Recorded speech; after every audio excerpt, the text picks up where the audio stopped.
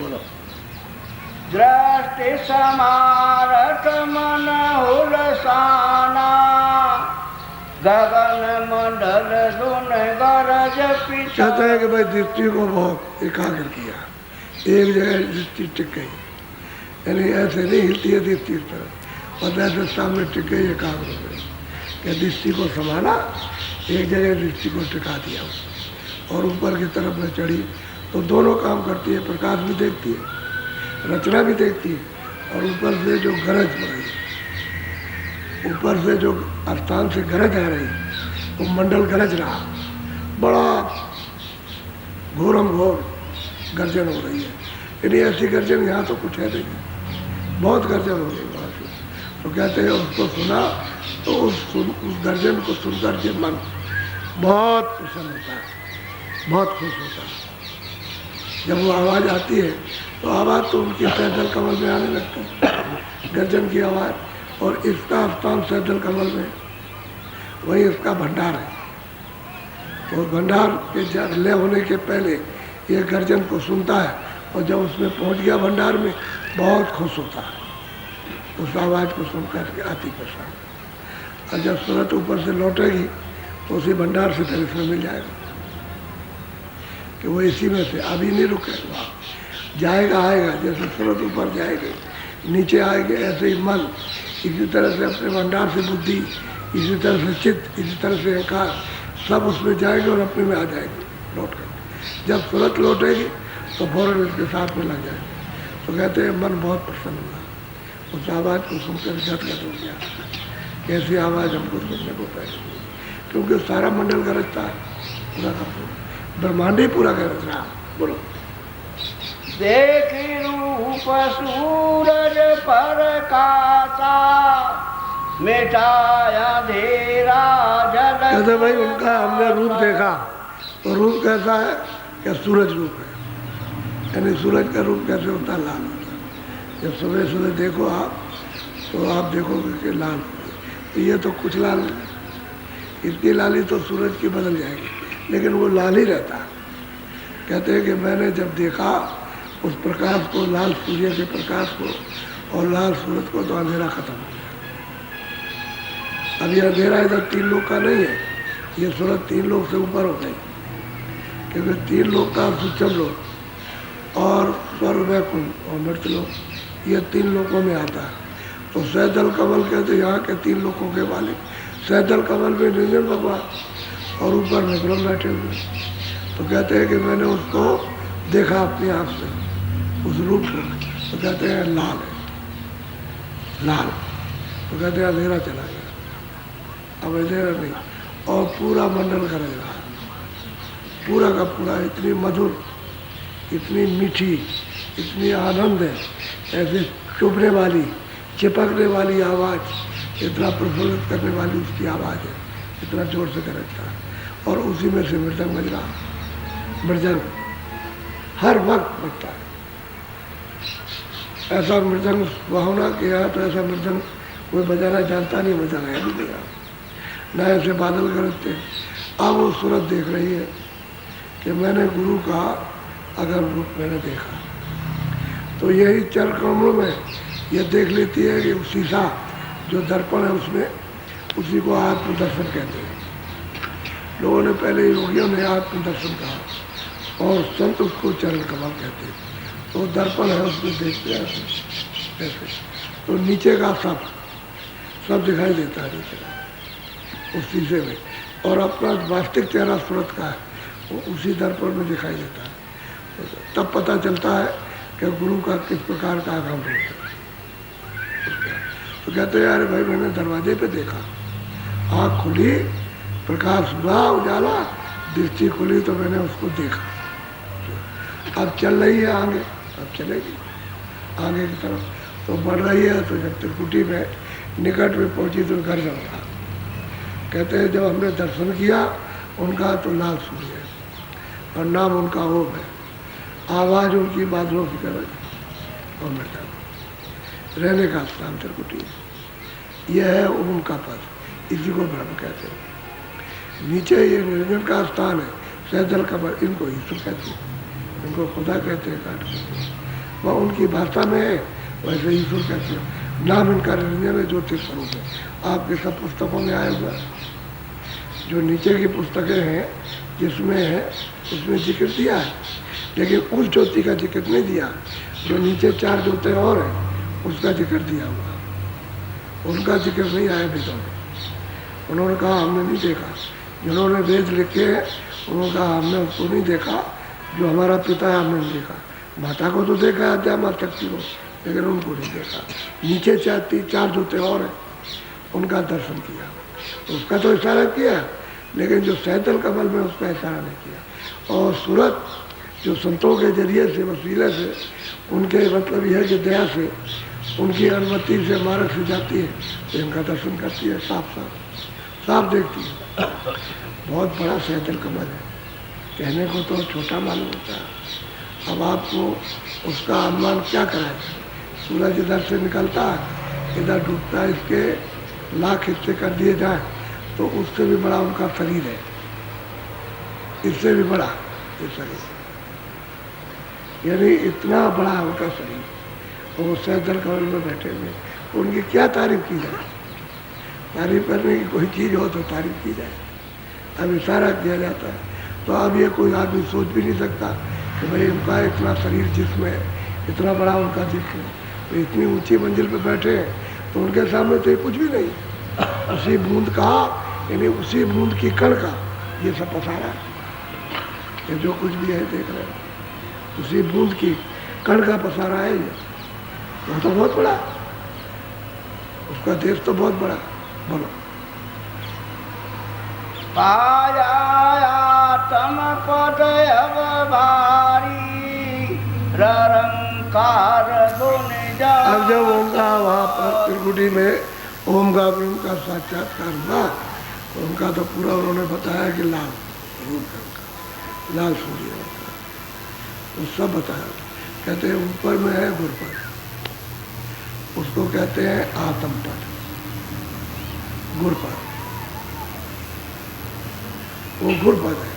कहते हैं जब उसको हमने देखा उसको तो फिर वहाँ से ऊपर से आवाज आ गई, रंकार पुरुष की आवाज आ गई। रामायण में ये सब लिखा, लेकिन किसी रामायण वाले से पूछा जाए जो पढ़ता सुनाता है कि तुम बताओ ये, तो वो नहीं बताता, वो नहीं समझ, क्योंकि ये तो संतों की वाणी है। रामायण जो लिखी है ऊपर का लिखा, ये संतों की वाणी है, उनकी वाणी पढ़ने लिखने वाले अपना मनोरंजन के लिए सबको यहाँ सुना दें, लेकिन वो बता नहीं सकते कि ये कहाँ पर है, उसको नहीं मालूम। तो रंकार वो कहते हैं सो मसो इति अखंडा जीव सिखासो परम प्रचंडा आत्म अनुभव सुस्त प्रकाशा तब भूल ब्रह्मनाशा। कहते हैं वो उन्होंने भंवर गुफा का उसी रामायण में जिक्र किया, लेकिन वो मतलब ये लोग नहीं जानते उसको। और ये 10वें द्वार का जिक्र है रंकार। तो कहते हैं कि जब गुरपद का दर्शन हुआ तो आवाज आ रही ऊपर की, अब उसको पकड़ लेगी और पकड़ के जब चलेगी उस मैदान में तो श्वेत ही श्वेत मैदान है, वहाँ उससे कोई लाल नहीं है, कोई मिलोरी नहीं है। आकाश की नीली पीली स्वर्ग सफ़ेद है, कोई मिलोरी वहाँ पर नहीं, न स्वर्ग वैकुंठ की न मतलब, श्वेत ही श्वेत है, पूरी रचना श्वेत सफ़ेद है। अब वो शब्द को सुन करके और कितना मस्त मगन सूरत होती है और अपने रूप को धारण करती है, जो सूरत का वास्तविक रूप है। सूरत जिस रूप में उसको धारण कर लेती है। यही से उसका अवतार हुआ नीचे, क्योंकि नीचे ब्रह्म है, ऊपर में पार ब्रह्म, तो सूरत का यहीं से अवतार हो गया नीचे। जब यहाँ से उतरी है तो अलग कर दी गई, तभी तो इसके ऊपर झिल्ली डाल दी, झिल्ली कहते हैं बारीक पर्दा, उसके ऊपर में डाल दिया। तो सुरतों को ये तो एहसास नहीं हुआ, उनको कोई देखने में, कोई सुनने में या सुनने में कोई दिक्कत नहीं, लेकिन पर्दा डाल दिया उन्होंने। और वही एक शब्द स्पर्श रूप रस गए, तो इसका पर्दा पड़ गया। अब इसको इसका वो अनुभव करने लगे और शब्द रूप छूट गया उसका, जो शब्द था उसका जो शब्द रूप थी वो तो सूरत का छूट गया। अब इस जानकारी में आई शब्द स्पर्श रूप रस, इसका बोध, इसका ध्यान नीचे आए तो कपड़ा डाल दिया। तो हम कहते हैं कि भाई ऊपर में गुरपद पाने पर, आत्म पद पाने पर उधर से रंकार तो आ रही है। चंद्र चांदनी चौक निहारा श्वेत श्वेत पद श्याम निकार। कहते हैं श्याम अब सब निकाल दिया। कहते हैं चांदनी बिल्कुल ऐसे इतनी चांदनी है जैसे कि क्या उसका कोई वर्णन करेगा। और सफ़ेद सफ़ेद वहाँ कोई कहे कि भाई कोई श्याम होगा काला पीला, कोई सुर कोई लाल होगा, तब रचना ही सफ़ेद है। बाहर में उनकी पूरी रचना सफ़ेद ही सफ़ेद है, श्वेत श्वेत है रचना। अब सूरत मतलब ये शब्द को पकड़ के जाती है। तो जैसे ये चलेगी तो कहते हम तो उसको देख रहे हैं, उस चांद टोकनी को, चांद को, उसका चांद का ही रूप है, शीतल रूप है, ठंडा गर्म रूप है, ठंडा गंभीर प्रकाश से छटका नहीं है। इनका तो सबका छटका है, झिलमिला प्रकाश है और उसका बदा हुआ गंभीर है। उसमें मतलब यह आंखें तिलमिलाती नहीं है। इनके प्रकाश में तो तिलमिला जाती, उनके प्रकाश में नहीं तिलमिलाती, बस गंभीर स्थिर और श्वेत है। कहते हैं हमने उसको निहारा, निहारने कहते हैं देखा सुंदर। तो जब चलेगी आगे की तरफ में तो वही मतलब ना कहीं पर तो मानसरोवर, मानसरोवर बहुत झील कहो तालाब कहो बहुत बड़ा, उसमें सुरतें सब नहाती है जाने वाली, वहाँ जो रहती है वो भी स्नान करती है। अब ये जाएगी नहाएगी तब उनका रूप पकड़ेगी। जो और सुरतें रहती है हंस रूप में तो फिर वो हंस रूप हो जाएगी नहाने के बाद में। जब तक उस तालाब में नहाएगी नहीं तब तक उनका रूप नहीं निकलेगा सफ़ेद श्वेत। जैसा वहाँ की सुरतों का रूप फिर वैसा ही इस सूरत का जो यहाँ बैठी है उसका भी निकल जाएगा उसी तरह का सफ़ेद रूप हो जाए। तब इसमें कितना प्रकाश होता है, ब्रह्म से ज़्यादा सूरत का प्रकाश और ईश्वर से ज़्यादा सूरत का प्रकाश, इतना प्रकाश इसमें होता है। इसलिए तो इनकी शक्ति बढ़ जाती है, विशाल हो जाती है सूरतों की। तभी तो साधकों ने बयान किया कि इस शक्ति के सामने कोई टिक नहीं सकता। तभी तो महापुरुषों को इतना वर्णन किया है कि इनको कोई पहचान नहीं सकता, कोई जान नहीं सकता कि क्या है। जो जानेगा वही पहचानेगा, वही समझेगा और बाकी लोग इसको नहीं समझ सकते। इतना प्रकाश है। अब यही सूरतें उठ करके वहाँ पहुँच जाए तो इनमें भी वही प्रकाश हो जाता है। अब वहाँ से उतर के आई है तो हम उतरती चली आई, प्रकाश कम होता है, सूरतों का प्रकाश कम हो गया क्योंकि धार छूट गई। शब्द की जब धार छूट गई तो प्रकाश कम हो गया, नीचे आ गई तो बस धार से अलग हो गई तो इनका प्रकाश छोटा सा थोड़ा सा रह गया। वो भी पर्दों में मिल गया तो छीन हो गई। अब ये निवल हो गई। अब अगर ये धुलाई हो जाए तो इनको ताकत मिल जाए, साफ हो जाएंगे तो शब्द को जल्दी से ये पकड़ेंगे तो शब्द के धार के साथ फौरन ताकत आएगी, शक्ति आएगी, वो रुक नहीं सकती। तभी ये मन पर छा जाती है। फिर मन बुद्धि चित्त कुछ कर नहीं पाते। जब इसका अधिकार हो जाएगा तो मन बुद्धि चित्त इसके बद में रहेंगे और जब ये कमज़ोर है तो मन और बुद्धि और चित्त इसको घसीटे फिरते। तो वहाँ जब गई तो स्नान किया, दर्शन तो दूर से हुआ, चांदनी चौक का दर्शन तो पहले हुआ और जैसे ही प्रवेश हुई तब नाके पर बस फौरन मानसरोवर का स्नान किया। तब फिर बोलो एकट कसुरति लगी वही द्वारे हंस जूठ बहु लगे पिया। कहते एक टक होकर के दृष्टि देखते उस दरवाजे पर तो जूत के जूत झुंड के झुंड बेशुमार। तुम वहाँ अगर लाखों वर्षों तक करोड़ों वर्षों तक उनको गिनते रहो तो नहीं गिन सकते। इतने जूत, इतने झुंड है, जूत कहते हैं झुंड के झुंड। तो एक टक होकर के उनके उस रूप को निहारती है, देखती है कि उनमें कला छटा, उनमें कौशलता किस तरह की रचना करने की समझ। तो अचंभित रहती है। क्योंकि वो तो बहुत दिनों के बाद जा रही, उधर से आई है जब से, तब से तो उधर गई नहीं। तो गुरु ने ऐसी कृपा और दया की कि घाट पर बैठा करके और धीरे धीरे उसको निकाल के ले गए। सब जगह से लिए जा रहे हैं। अब उसको काल का क्या डर है। जब अपना रूप धारण कर लिया तो काल की हद से परे निकल गए। अब ये भव सागर का पुल पार हो गई, अब इस पे नहीं आ सकती, जन्म मरण में इसमें नहीं आएगी। बोलो। सतगुरु पूरे लीलाधारी, आरत कर मन विवसा भाव। कहते हैं भाई वो सतगुरु है वहाँ पूरे, तो वो कहते हैं कि पूरे रूप उनका दर्शता दिखाई, क्योंकि वो पिया पद है, ये गुरपद है तो गुटी में, वहाँ पिया पद है 10वें द्वार में, और सतगुरु पद है सतगुरु। सच्चा जो वास्तविक उनका विस्तार का जो रूप है वो तो सतलोक में देखने को मिलता है, लेकिन यह है कि उनका जो रूप है छोटा सा, जिसके द्वारा देख करके आगे चले वो पिया पद में, और रूप में आती है देखते अब बल लेकर।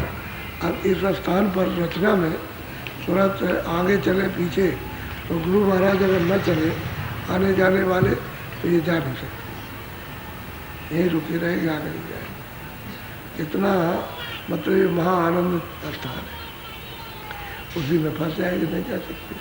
वो जब मिल जाते हैं कि उसका उनसे प्रेम किया या, तो जब प्रेमी मिल जाएगा तो आगे चली जाएगी। हमारे साथी तो ये है जो हमको यहाँ तक ले आए, चलो आगे चले जाए। अच्छा, उनका रूप और तेज है, उनका प्रकाश और रूप और मतलब ये और भी तेज, तो फिर सूरत उसी को देखने लगती है।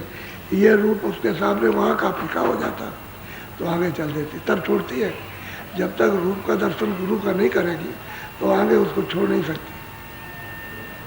अब वो कहते हैं कि हमने उनको देखा, उसको भी देखा 10वें द्वार में पार्वती को, उसका भी दर्शन किया, उसकी आवाज़ को सुना, वहाँ मानसरोवर में स्नान किया, जूथों में मिल गई, वहाँ के अद्भुत रूपों को देखा और खुद उस रूप की हो गई। ऐसी चढ़ाई होती है, तो धीरे धीरे धीरे धीरे धीरे धीरे उसको चढ़ती। अब इसमें लोग बैठे हैं और भी सत्संगी है, तो सबकी साधना एक थोड़ी हो जाती है। कुछ चल रहे हैं, कुछ आगे बढ़ रहे हैं, कुछ और बढ़ रहे हैं, कुछ ऐसे बढ़ रहे हैं, सबका अलग अलग। तो कहोगे एक ही साथ बैठ गए ऐसे चले जाएंगे, ऐसे नहीं, अलग अलग। कुछ कोई देख रहा, कोई चीज़ सुन रहा, कोई बढ़ रहा, समझ गए। और फिर यह है किसी को कहोगे दरवाजे पर बैठ करके तुम भजन करो, ध्यान करो, तो कोई नीचे उतरा, नीचे भाग आया क्या हमसे नहीं बैठा, तो सब तरह के लोग हैं। लेकिन धीरे धीरे लगे रहोगे लगे रहोगे लगे रहोगे और बात वचन पकड़ते रहोगे और उसका ध्यान और उस अमल जब करते रहोगे तो दरवाजे पर बैठ जाओ, तो दरवाजे पर काम होने लगता है। इस तरह से सुनते जाती है, तो इनको बैठा लिया। अब वो चिल्ला रही कि गुरु की क्या कृपा हुई, वो दया हो गई कि उन्हीं की दया से सब देखने को मिल रहा।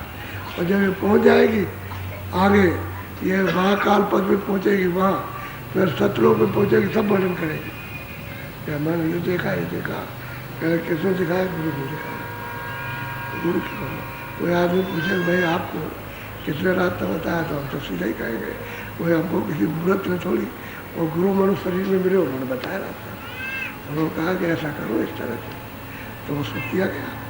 अब जो भी अपने बल से, अपनी बुद्धि से या जो भी भाव से हो सकता है उसको किया, पूरा तो नहीं कर सकते, पूरा तो नहीं, मतलब अब उनके सामने पूरा क्या करेंगे, वो तो जब दया करेंगे तभी कुछ होगा। और तब भी है साधक अपने को ये कहता है मैं कुछ नहीं, मैं तो कुछ नहीं हूँ, मैं तो मतलब ये सबसे छोटा और अधीन हूँ के, और वही सर्वशक्तिमान है क्या बात वही, तो ये है। इस तरह से ये सुनते हैं महापुरुषों के उस दया और मत को लेकर, रास्ते को लेकर के, और दया की भीख मांग के चढ़ जाते, उनके साथ चढ़ती जाती है, चढ़ाती है।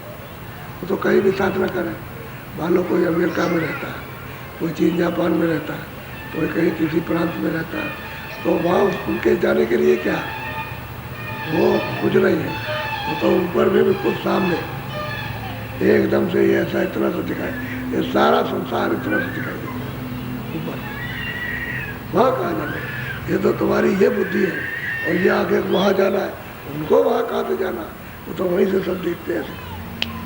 तो दया तो मिलेगी, कौन कर रहा कौन नहीं करता, कौन मतलब है चढ़ रहा, किसको क्या करना, अपना नहीं करता, तभी तो दया होती है। उनके पास खजाना नहीं होगा अपार तो क्या देंगे वो, कुछ नहीं दे सकते। इसलिए अपने को जितना बताया, जितनी क्षमता उतना करना चाहिए, जितनी अपनी सहन शक्ति है, अपनी बुद्धि काम करती है, अपना मन काम करता है, लगे रहना चाहिए। लगे लगे लगे लगे फिर मतलब ये ठीक से आ जाओगे। अब फिर करने लगो। ऐसे ही सब ने किया। सब तभी तो पुकारते हैं, तभी चिल्लाते हैं कि दया करो, मैर करो, हम पापी हैं, हम अधम हैं, हम इंद्रियों के विकारों में फंसे हैं, आपकी कृपा हो जाएगी।